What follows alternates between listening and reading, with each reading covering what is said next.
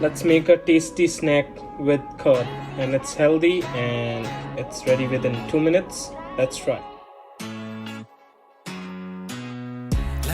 ਤੈਨੂੰ ਸੱਤ ਸਮੁੰਦਰੋਂ ਪਾਰ ਤੋਹਫੇ ਵਿੱਚ ਦੇ ਕੇ ਹਾਰ ਤੈਨੂੰ ਖੂਬ ਕਰਾਂ ਮੈਂ ਪਿਆਰ ਬਿੱਲੋ ਬੱਤੀਆਂ ਬੁਝਾ ਕੇ